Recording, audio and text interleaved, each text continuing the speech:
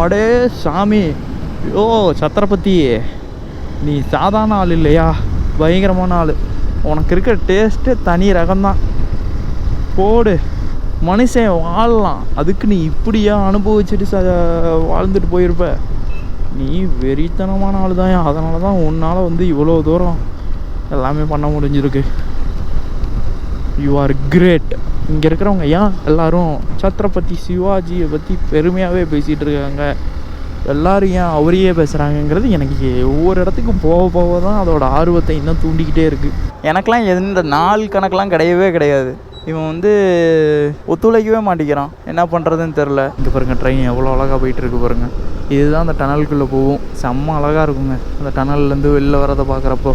இந்த மாதிரி அன்பிளான்டு எல்லாமே இந்த மாதிரி தான் கடைசி டைமில் கொஞ்சம் எரிச்சலை ஊட்டுற மாதிரி நிறையா நடக்க ஆரம்பிக்கும். பிளான்டு எதுவுமே நடக்காது. பட் ஆனால் அன்பிளான்டுனால தான் நம்ம இப்போ 1500 கிலோமீட்டர் வந்திருக்கோம். கிளம்புறதெல்லாம் கிளம்பியாச்சு. ஆனால் வந்து என்ன பண்ண போகிறோங்கிறது தெரியாமல் நம்ம முழிச்சிட்டு இருக்கோம் பார்த்திங்களா. அங்கே நிற்கிறோம் நாம். இப்போ இந்த வழியில் நம்ம போனோம்னா விசாப்பூர் ஃபோர்ட்டு போயிட்டு அதுக்கப்புறம் என்னன்னாலும் பிளான் பண்ணிக்கலாங்க. அந்த விசாப்பூர் ஃபோர்ட்டு எப்படி இருக்க போகுது, என்ன இருக்க போகுதுன்னு தெரில. என்னவாக இருந்தாலும் சரி, நம்ம வந்து ஒரு கை பார்க்க தான் போகிறோம் எதாக இருந்தாலும். இந்த 200cc செக்மெண்ட்லேயே நம்மளோட எக்ஸ்பல்ஸ் பார்த்திங்கன்னா பயங்கரமான அஜயிலான ஒரு பர்ஃபார்மன்ஸ் கொடுத்துட்ருக்கு. உண்மையாலுமே இந்த அட்வென்ச்சரில் 200cc கம்மி சிசியில் இவ்வளோ பர்ஃபார்மன்ஸ் கொடுக்குறது இந்த எக்ஸ்பல்ஸ் மட்டும்தான். தரமாக இருக்குங்க. அதான் இங்கே பாருங்கள், ஸ்டாண்டிங்கில் நான் வந்து எப்படி குழியில் விட்டு போகிறேன், எனக்கு ஒரு வைப்ரேஷனே தெரியல. எப்படி போயிட்டுருக்கேன் பாருங்கள், செம்மையாக இருக்குங்க. இப்போ நான் வந்து ஒரு ஸ்லோப்பில் வந்து இங்கே பாருங்கள், நான் விட்டு நான் பாட்டுக்கு இறக்கிட்டு இருக்கேன். பட் ஆனால் வந்து எனக்கு எந்த ஒரு ஃபீலுமே தெரியல. இந்த மாதிரி ரோட்டுக்கெலாம் இதுதான் தரமான வண்டி. இந்த வண்டி இருந்தால் போதும், நம்ம எந்த ஒரு நாளும் நம்பி போகலாம். இதுக்கு மேலெலாம் பெருசாலாம் தேவையில்லைங்க. இந்த பைக் வச்சுக்கிட்டிங்கன்னா போதும். நம்ம வந்து எந்த காட் ரோடாவது ஆஃப் ரோடாவது எந்த ரோடாக இருந்தாலும் நான் பாட்டுக்கு எந்திரிச்சுன்னுட்டு கிளம்பிக்கிட்டே இருக்கலாம். அவன் பாருங்கள் காலை வச்சு ஏற்றிக்கிட்டு இருக்கான். நம்ம பாருங்கள் ஸ்கூட்டி ஓட்டுற மாதிரி ஓட்டிகிட்டு இருக்கோம் இந்த இடத்துல. அதாங்க இதோட ஸ்பெஷலு. நம்ம பாருங்கள் அடிச்சு நோத்தி ஹைவேஸில் போகிற மாதிரி போயிட்டுருக்கலாம். எப்படி வெறித்தனமாக இருக்குதுல்ல.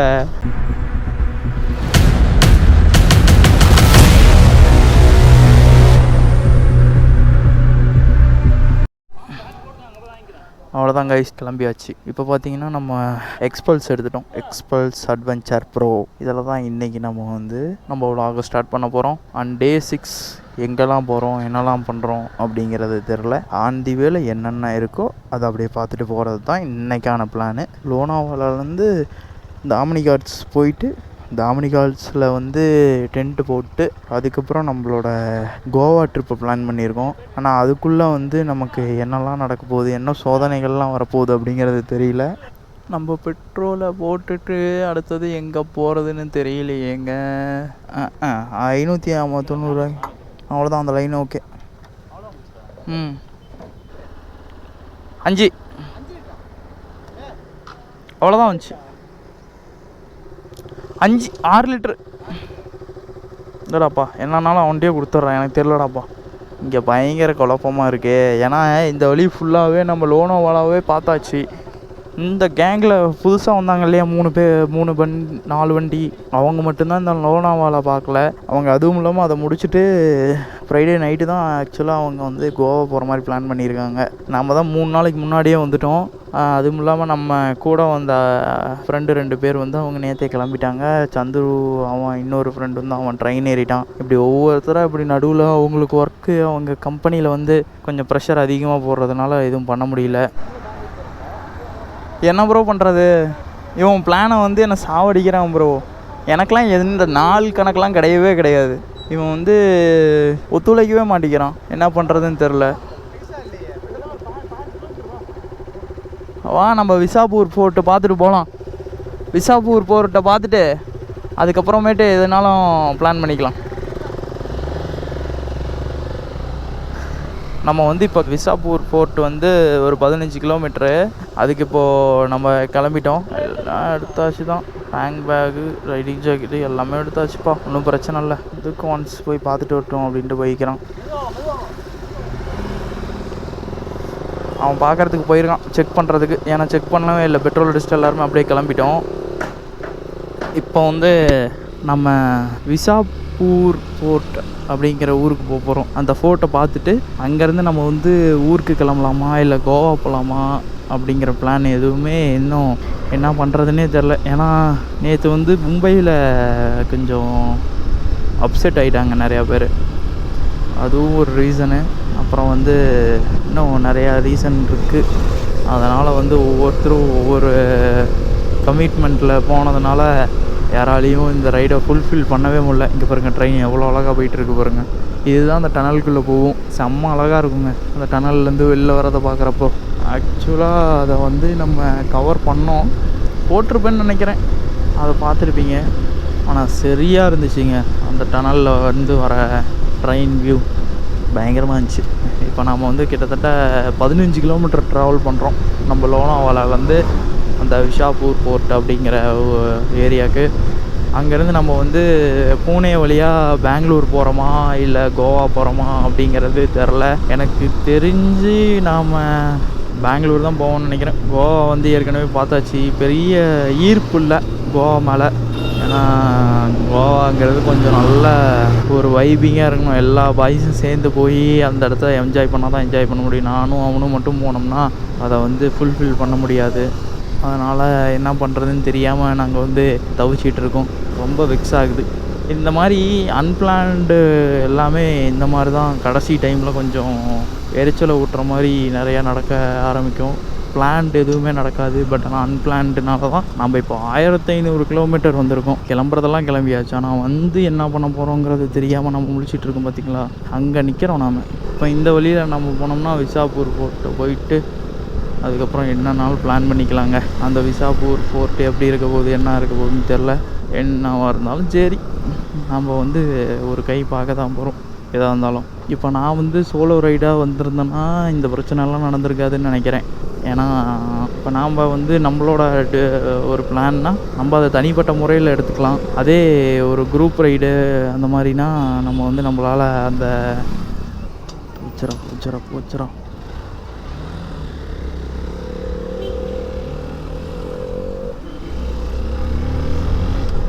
குரூப் ரைடு அப்படிங்கிறத வந்து நம்ம பிளான் பில்லியன் ரைடாக நம்ம பிளான் பண்ணதுனால நம்மளோட 2 பேர்த்தோட ஒப்பீனியனுமே வேணும். அதனால் வந்து என்ன பண்ண போகிறோம்னே தெரியலைங்க. ரொம்ப மனசங்கடமாகுது. ஃபுல்ஃபில் பண்ணவே முடியல நம்ம ரைடை. அதை நினச்சி ரொம்ப கஷ்டமாக இருக்குது. என்ன தான் நம்ம வாழ்க்கையில் நடக்குதுன்னே தெரில. அது பாட்டுக்கு ஒரு ஃப்ளோவில் போயிட்டுருக்கு. யாரா நீங்களாம்?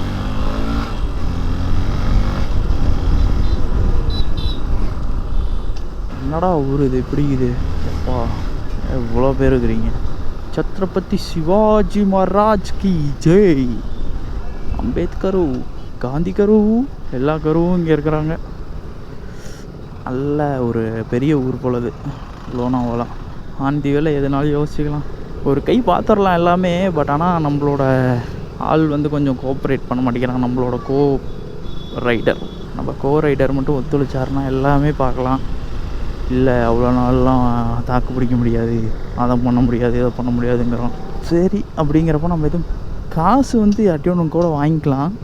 பட் இருந்தாலும் செலவு அதிகமாகிட்டே போகுது, ரெடி பண்ணுறது கொஞ்சம் கஷ்டம். அதனால் வந்து நம்ம ரைடை முடிச்சு நம்ம பெங்களூர் போகலாம், வீட்டுக்கு போகலாம் அப்படிங்கிறோம். அதனால் என்ன பண்ணுறது தெரியல, பார்ப்போம். நம்ம பிளான் பண்ணிட்டோம், அதுக்கப்புறமேட்டு பின்வாங்க முடியாது. டபுள் மைண்டில் எதுவுமே பண்ண முடியாதுங்க, ரொம்ப கொடுமையாக இருக்கும். அந்த மாதிரி கொடுமையெல்லாம் அனுபவிக்கவே கூடாது. எதனால ஆன் ஃப்ளோவில் பண்ணிகிட்டே இருக்கணும், எதுவுமே ஸ்கிப் பண்ணக்கூடாது. அந்த மாதிரி நம்ம ஒரு வாழ்க்கையை வாழணும். அந்த மாதிரி வாழ்க்கை நமக்கு கிடைக்காததுனால தான் நம்ம இப்படி சுற்றிட்டு இருக்கோம். அந்த மாதிரி டென்ஷன், ப்ரெஷர் எல்லாமே நமக்கு வந்து நம்மளோட வாழ்க்கையில் திண்டாடுது. ஓகே, எனிவேஸ் நம்ம புலம்புறதை விட்டுட்டு இப்போ நம்ம வந்து நம்மளோட ஃபோர்ட்டை போய் பார்த்துட்டு அது எப்படி இருக்குதுன்னு நம்ம வந்து எக்ஸ்ப்ளோர் பண்ணலாம் வாங்க. நான் அதுக்கு முன்னாடி இந்த ஊரை தாண்டி போகிறதுங்கிறது மிகப்பெரிய கொடூரமான விஷயமா இருக்கும் போல். எக்ஸ்பல்ஸு குழியில் விடுறதே தெரியலப்பா, நல்லா தான் தரமாக செஞ்சுக்கிறானுங்க.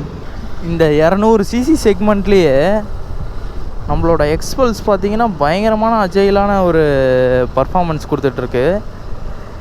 உண்மையாலுமே இந்த அட்வென்ச்சரில் 200cc கம்மி சிசியில் இவ்வளோ பர்ஃபார்மன்ஸ் கொடுக்குறது இந்த எக்ஸ்பல்ஸ் மட்டும்தான். தரமாக இருக்குங்க. அதோ இங்கே பாருங்கள், ஸ்டாண்டிங்கில் நான் வந்து எப்படி குழியில் விட்டு போகிறேன், எனக்கு ஒரு வைப்ரேஷனே தெரியல. எப்படி போயிட்டுருக்கேன் பாருங்கள், செம்மையாக இருக்குங்க. இப்போ நான் வந்து ஒரு ஸ்லோப்பில் வந்து இங்கே பாருங்கள், நான் விட்டு நான் பாட்டுக்கு இறக்கிட்டு இருக்கேன். பட் ஆனால் வந்து எனக்கு எந்த ஒரு ஃபீலுமே தெரியல. சீனாக இருக்குது. சரி, இந்த இடத்துல கொஞ்சம் ஜல்லியாக இருக்குது நல்லா. இங்கே பாருங்கள் எப்படி ஆஃப் ரோடு முன்னாடி வண்டி போயிட்டுருக்கு. இல்லைனா இங்கே நானும் இங்கேயும் ஸ்டாண்டிங் ஓட்டி காட்டியிருப்பேன். பரவாயில்லைங்க, நல்ல ஒரு இந்த மாதிரி ரோட்டுக்கெலாம் இதுதான் தரமான வண்டி. இந்த வண்டி இருந்தால் போதும், நம்ம எந்த ஒரு நாளும் நம்பி போகலாம். இதுக்கு மேலெலாம் பெருசாலாம் தேவையில்லைங்க. இந்த பைக் வச்சுக்கிட்டிங்கன்னா போதும். நம்ம வந்து எந்த காட் ரோடாவது ஆஃப் ரோடாவது எந்த ரோடாக இருந்தாலும் நான் பாட்டுக்கு எந்திரிச்சுன்னுட்டு கிளம்பிக்கிட்டே இருக்கேன். வேறுங்க எப்படி தரமாக போகுதா, வெறித்தனமாக இருக்குதுங்க. எந்திரிச்சு ஒவ்வொரு டைமும் நின்றுக்கிட்டு ஓட்டுறப்ப அருமையாக இருக்குது. அடாடாடாடா, எந்திரிச்சு நின்று ஓட்டுறதுல ஒரு சுகம்தான்யா. நாம் பாட்டுக்கு பேகெல்லாம் கட்டிக்கிட்டு எந்திரிச்சு நின்றுட்டு இங்கே பாருங்கள் எப்படி எந்திரிச்சு நின்றுட்டு எப்படியோ உழைக்கலாங்க. இதுக்கு தான் இந்த வண்டி தரமான வண்டி. இந்த குழியில் விட்ற ஒரு ஃபீலுங்கிறது சுத்தமாக தெரியலைங்க. நாம் பாட்டுக்கு ஏதோ ஒரு இடத்துல விட்டு போகிற மாதிரி மட்டும்தான் இருக்குது. அந்த குழி இருக்கிறது இங்கே பாருங்களா, ஒரு ஃபீலாச்சும் தெரிஞ்சா, எனக்கு வைப்ரேஷனே வரல. தரமாக இருக்குங்க, தரமாக இருக்குது. அந்த ஃபோர்ட் வேறு இன்னும் எத்தனை கிலோமீட்டர் இல்லை, கிட்டத்தட்ட 14 கிலோமீட்டர் தான். பார்ப்போம் அந்த ஃபோர்ட் எப்படி இருக்குதுன்னு பார்த்துட்டு நம்ம வந்து அதுக்கடுத்த பிளான்லாம் பண்ணிக்கலாம். அவன் பாருங்க காலை வச்சு ஏற்றிக்கிட்டு இருக்கான். நம்ம பாருங்க ஸ்கூட்டி ஓட்டுற மாதிரி ஓட்டிகிட்டு இருக்கோம் இந்த இடத்துல. அதாங்க இதோட ஸ்பெஷலு. நம்ம பாருங்க அடிச்சு நோத்தி ஹைவேஸில் போகிற மாதிரி போயிட்டுருக்கலாம். எப்படி வெறித்தனமாக இருக்குதுல்ல. தரமான செய்கை. இங்கே பாருங்க, ஃபர்ஸ்ட் கியர் போட்டோமா, செகண்ட் கியர் போட்டோமா, ஆஃப் ரோடாவது மயிராகுது, விட்டு தெறிக்க விடலாங்க இந்த வண்டியில். ஸ்கூட்டி நம்ம ரோட்டில் இப்படி சாதாரணமாக இப்படி முறுக்குனா ஏறும், அந்த மாதிரி ஏறிட்டு இருக்குங்க. இதுக்கு காடு மலை குழி ஏதா இருந்தாலும் அஜய்லாம் ஏறுதுங்க. போதுங்க, இந்த அளவுக்கு ஏறினா போதும். நம்ம ரொம்ப இந்த ரோட்லலாம் ஃபாஸ்ட்டாக ஓட்டணுங்கிற அவசியமே இல்லை. ஏறுறதுக்கான பவர் கொடுக்குதுல்ல, அதே வந்து பெரிய விஷயந்தான். அதனால் இந்த செக்மெண்ட்டில் இது வந்து பெஸ்ட்டான வண்டி. இதுக்கடுத்தது நம்ம வந்து ஹிமாலயன் பக்கம்தான் போகணும். அது கொஞ்சம் காஸ்ட் வைஸ் கொஞ்சம் அதிகம். இந்த வண்டி இருந்துச்சுன்னா நம்ம இந்தியா ஃபுல்லாக சுற்றலாம்மா, எப்படினாலும் ஓட்டிக்கிட்டு இருக்கலாம். இப்போ என்ன வளையுது, என்னம்மா தரோம். அப்பா சரியான சில்னஸுங்க. நம்ம இப்போ தான் அந்த ஃபோட்டுக்கு தான் போக போகிறோம். இங்கே பாருங்கள், இங்கே ஏதோ ஒரு ராஜாவோட சிலை வச்சுக்கிறாங்க. என்ன சிலைன்னு தெரியல. எனக்கு தெரிஞ்சு இதுவும் சத்ரபதி சிவாஜியோட ஃபோட்டோ தான் இருக்கும்னு நினைக்கிறேன். அதான் அந்த ஃபோர்ட்டுக்கு நம்ம போகணும். மேலே வண்டி போகுமா இல்லை ட்ரெக்கிங் தானா? அடங்கப்பா, இதுக்கும் படிக்கட்டா? இதுக்கும் படிக்கட்டா? நல்லா இருக்குமா இல்லை நம்ம இது தானா? ஐயோ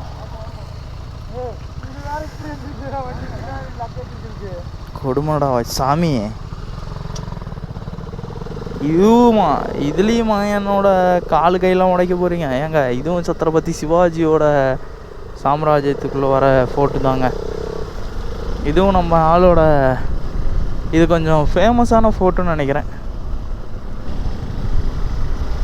இதோட வரலாறுலாம் என்னன்னே தெரில. இதுக்கு மேலே தான் நான் போய் இங்கெங்கெல்லாம் போனதை வந்து ஹிஸ்டரியை தேடுவேன்.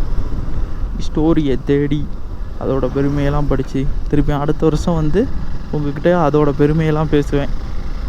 வாவ், இதெல்லாம் வந்து சூப்பராக இருக்குல்ல. ஹிஸ்டரிங்கிறது ஒரு போதைங்க. அதெல்லாம் வந்து ஒரு சிலருக்கு தான் வந்து பிடிக்கும், ஒரு சிலருக்கு பிடிக்காதுன்னு இல்லை.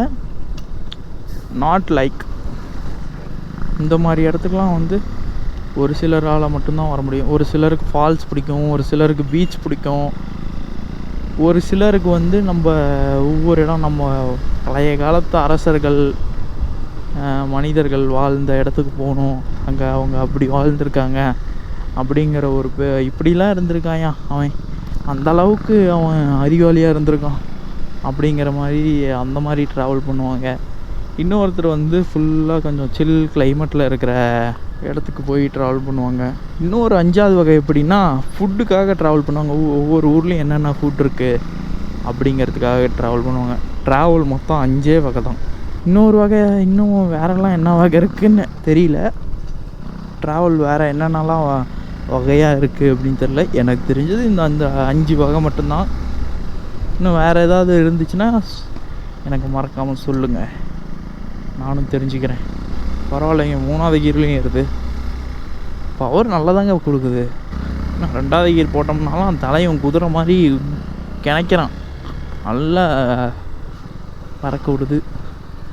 இங்கே வந்து நம்ம எந்திரிச்சு நின்று ஓட்டலாம் பாருங்கள். இப்போ நம்ம வந்து இதுக்குள்ளே விட்டு தூக்க போகிறோங்க. எப்படி சும்மா வருதுங்க வண்டி. இதெல்லாம் வந்து இந்த வண்டிலாம் ஒரு தரமான வண்டிங்க பாருங்கள். இந்த ஆஃப் ரோடில் நின்று ஓட்டி காட்டுறேன். டிஸ்கோ வெல்டம் சாணிக்குள்ளே விட்டேன். இப்போ சாணியெல்லாம் தெரிக்கும் என் மேலே. அங்கே பாருங்க, நம்மளும் நின்றுட்டு போகிறாரு, நம்மளும் நின்றுட்டு தான் போகிறோம். இன்னும் அடே சாமி, ஓ சத்திரபதி, நீ சாதாரண ஆள் இல்லையா, பயங்கரமான ஆள். உனக்கு இருக்கிற டேஸ்ட்டு தனி ரகம்தான். போடு, மனுஷன் வாழலாம், அதுக்கு நீ இப்படியா அனுபவிச்சுட்டு வாழ்ந்துட்டு போயிருப்ப. நீ வெறித்தனமான ஆள் தான். அதனால தான் உன்னால் வந்து இவ்வளோ தூரம் எல்லாமே பண்ண முடிஞ்சிருக்கு. You are great. இங்கே இருக்கிறவங்க ஏன் எல்லோரும் சத்ரபதி சிவாஜியை பற்றி பெருமையாகவே பேசிகிட்டு இருக்காங்க, எல்லோரும் ஏன் அவரையே பேசுகிறாங்கங்கிறது எனக்கு ஒவ்வொரு இடத்துக்கும் போக போக தான் அதோட ஆர்வத்தை இன்னும் தூண்டிக்கிட்டே இருக்குது. மனுஷன் கட்டி ஆண்டிருக்கிறான் மகாராஷ்டிராவை, மராத்தியாஸை. வா சாமி. சரிங்க, நம்ம பார்க்கிங் வந்துருச்சு. நம்ம இதுக்கு மேலே வந்து மேலே போயிட்டு நம்மளோட vlog ஸ்டார்ட் பண்ணுவோம்.